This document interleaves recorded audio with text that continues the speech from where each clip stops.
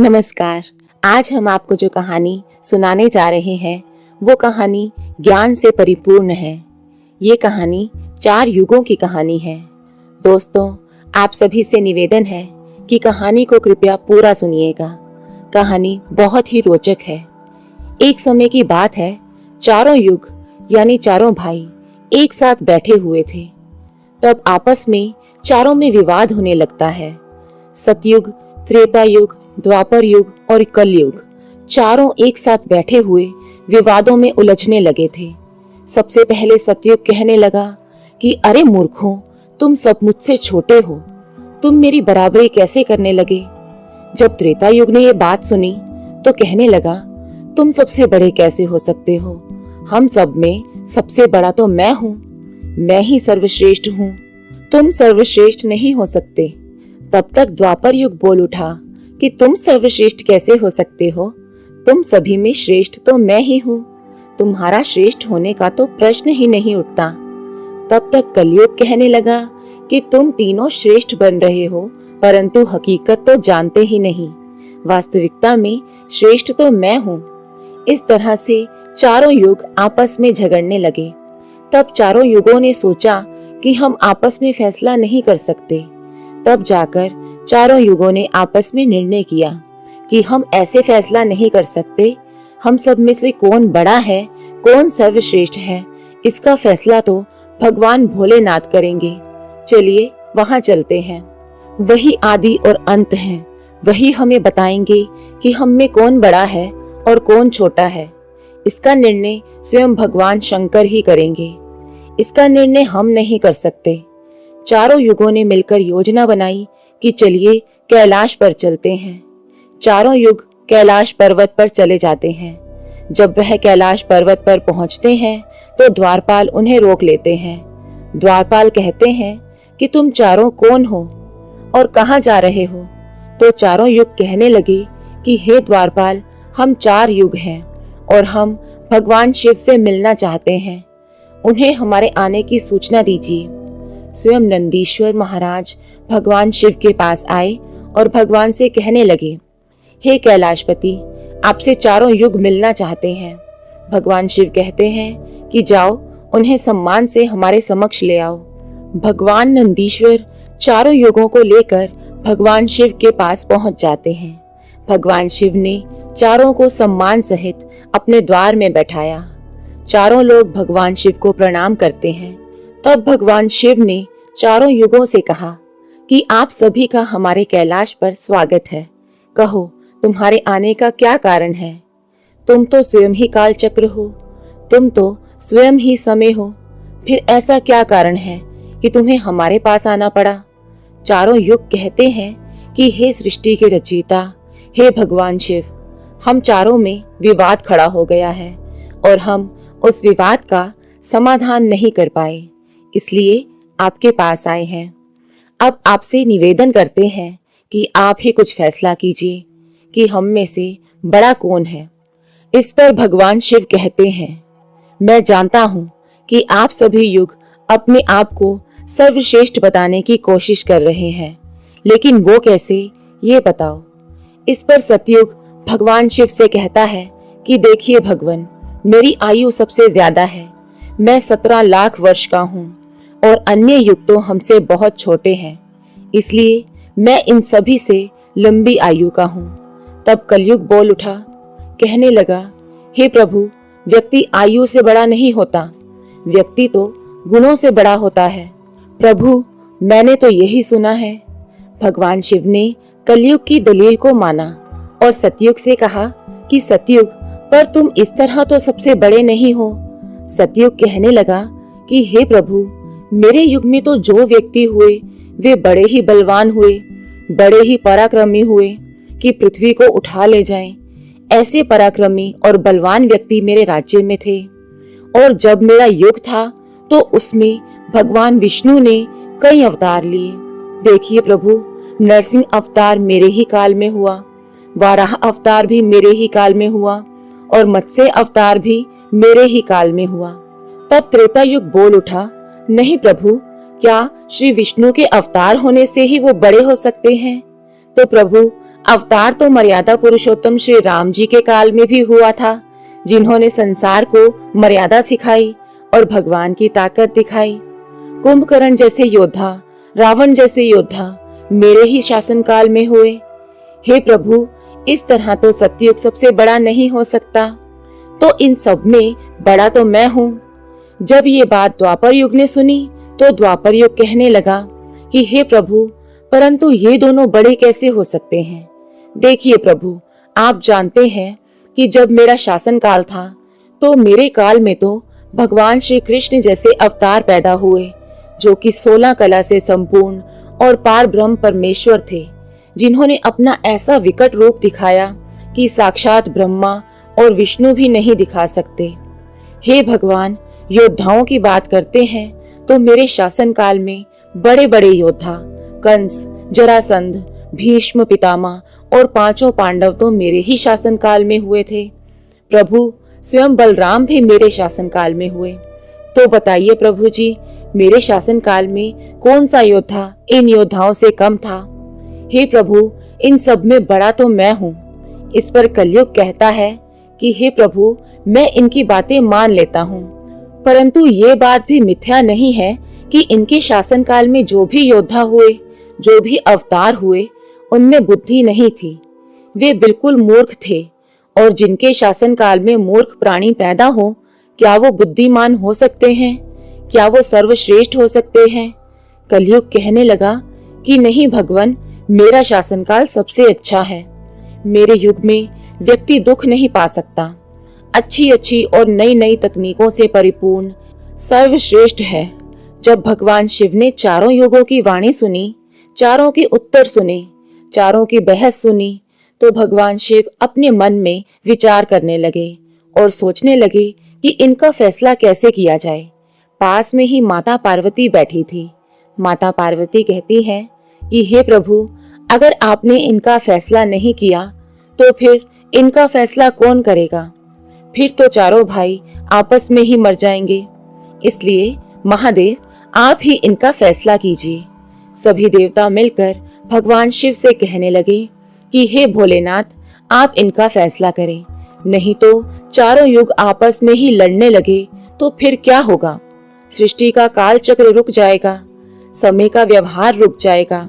हे भोलेनाथ, आप ही कुछ करें। भगवान शिव कहते हैं, ठीक है, मैं इन चारों का फैसला करूंगा।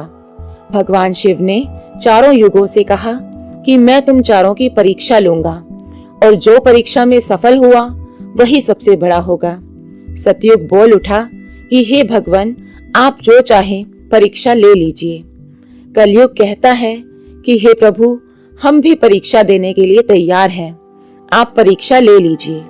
चारों युग परीक्षा देने के लिए तैयार हो जाते हैं। भगवान शिव ने 100 टन वजन का फरसा लिया। लोहे का फरसा कैलाश के नीचे एक तलहटी में रख दिया और उस फरसा के पास ही एक चावल का ढेर लगा दिया। भगवान शिव ने चारों युगों को बुलाया और कहा कि तुम्हारी परीक्षा अभी हो जाएगी। भगवान सतयुग से कहते हैं कि सतयुग, मेरे 500 गण यहाँ बैठे हैं और इस फरसा में रखे हुए चावल को बनाना है। इन चावलों को तुम्हारे युग का व्यक्ति ही बनाएगा।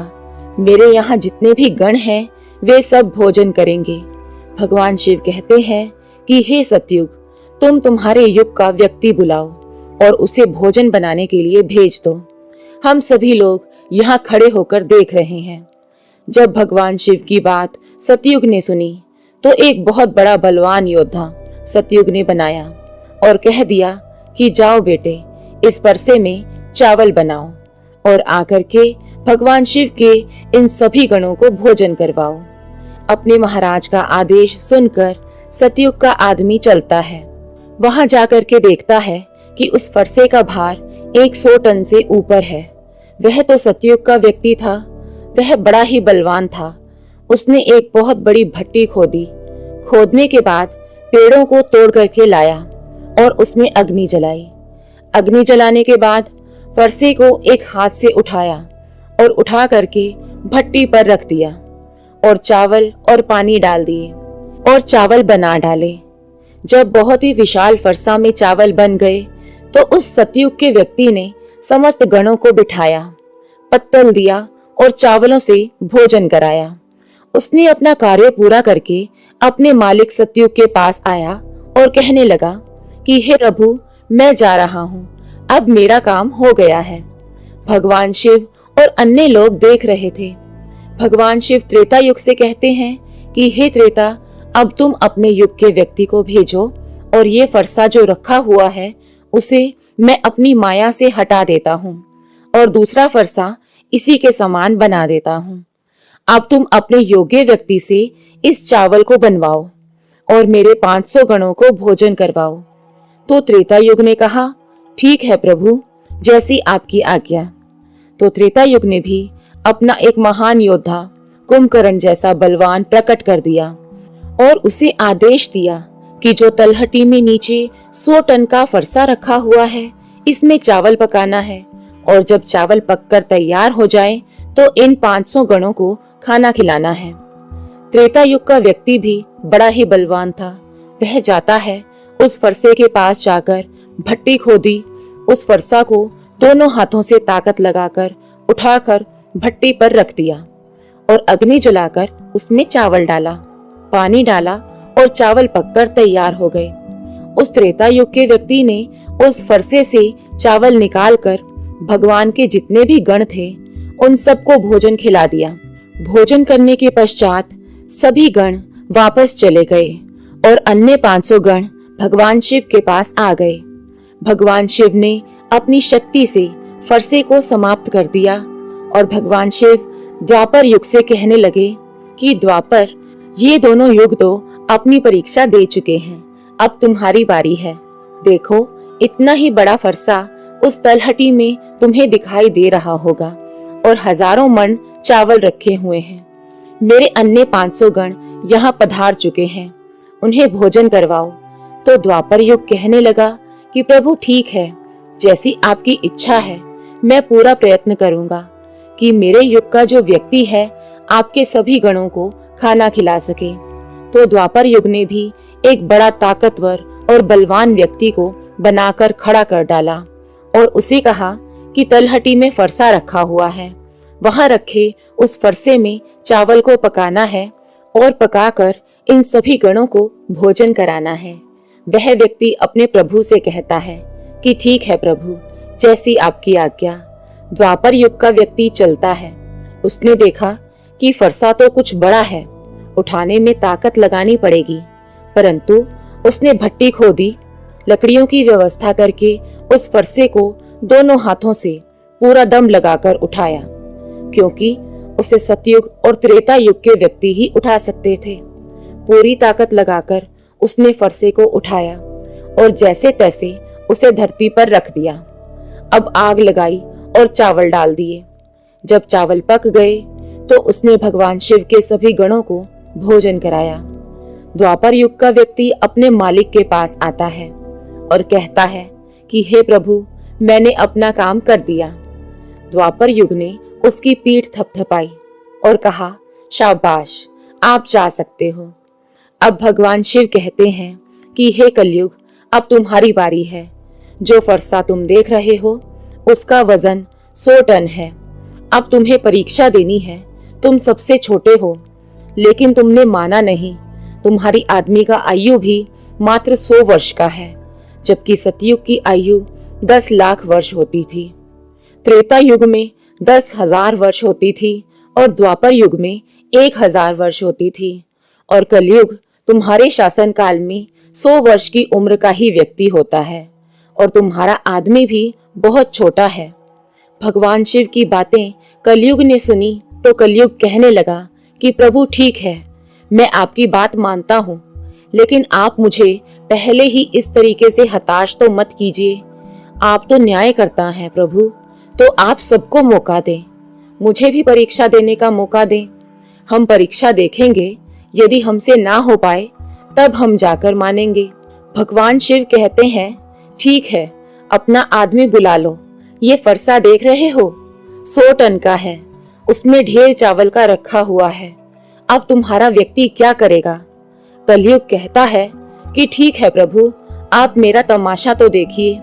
तीनों हंसने लगते हैं। भगवान शिव जी उसकी बातों को सुनकर अचंभित थे।